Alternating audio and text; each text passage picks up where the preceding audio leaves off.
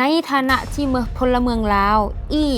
สิทธิ์เซยองเปเตประเวยพื้นฐานเมืองในตายพลเมืองลาวสามารถรับสิทธิ์เซยองปะเตประวยพื้นฐานบางกรณี คือโมย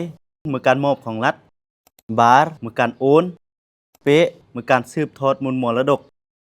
ซีเมื่อการบรรรับสิทธิ์เซยองปะเตยอมประเพณี 5. เมื่อการเวทสิทธิ์เซยองปะเตจัดสรรของรัฐแบบอากำหนดอียเริ่มอันเส้นตรานกาลแล้วรอดเรื่องการมอบของรัฐการมอบของรัฐกี้หมายความว่าน้ำเมื่อตายการมอบของรัฐเนาะเมื่อการที่รัฐเบิ่นได้มอบปะเตของรัฐอันมือสิทธิ์เซยองของพลเมืองลาวตามแผนแม่บทจัดสรรปะเตและก็แผนเซยองปะเตของรัฐโดยประกอบการมอบคัดตัวเป็นต้นเมื่อการทดแทนจากการโอนสิทธิ์ยองปะเตคืนและก็เบิ่นจากการเบิ่นเนืองสิทธิ์เซยองปะเตตามประเพณีสำหรับการมอบอำคัดตัวเมื่อจะอาการมอบสิทธิ์เซยองปะเตในกรณีการจัดสรรบ่อนยัดศอกเบอร์ศอกมาและการปฏิบัตินโยบายอันเซยองปะเตของรัฐและกระบังซึ่งสิทธิ์กรณีนี้จะสามารถโอนสิทธิ์เซยองปะเตเบือน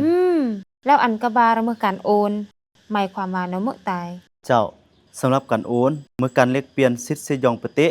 ด้วยการเวทเต็กการเลขเปลี่ยนหรือการมอบสิทธิ์เซยองปะเตหรือยกสิทธิ์เซยองปะเตและเดืองกุดมหุนอันที่เปกี้ดื่มแล้วสามารถกนอาจจะเกยเป็นเม็ดแล้วเรื่องการสืบทอดมูลมรดกตัวกี้จูอันไตอธิบายตึมบ่อันหยังแหนเจ้าการสืบทอดมูลมรดกเมื่อการสืบทอดสิทธิ์เซยองปะเต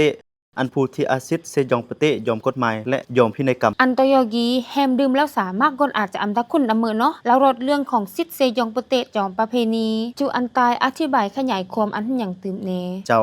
สำหรับการเบือนสิทธิ์เซยองปะเตยอมประเพณีเนาะก็เมื่อการเบือนสิทธิ์เซยองปะเตจากการครอบครองและเซยองปะเตของพลเมืองลาวโดยการบุกเบิกพัฒนา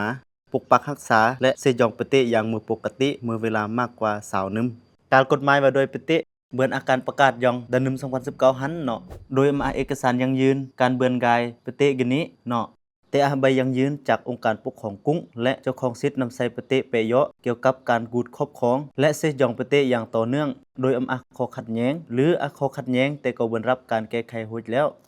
อันสุดท้ายอันที่5ตายและเมื่ออีกม้อยอันที่มากก่อนอาจจำตะคุณระเมยนำเมื่อก็เมื่อการแวดสิทธิ์เซยองปะเตของรัฐแบบอากำหนดตกี้จูอันไตอธิบายความอันหยังแน่การเวทเต็กสิทธิ์เซยองปะเตจัดสรรของรัฐแบบกำหนดยีเนาะเมื่อการเวทเต็กสิทธิ์เซยองปะเตกินี้ระหว่างรัฐกับพลเมืองลาวกนต่างดาวกนมาสัญชาติกนต่างประเทศและกนต่างประเทศที่เมือเสือศาสตร์ลาวเพื่อพัฒนาอันเมือตัวเมืองเมแต่งเมือคอนโดมิเนียมอพาร์ตเมนต์กลางจัดสรรโดยกำหนดเวลาอำกลาย50นึมและก็สามารถต่อ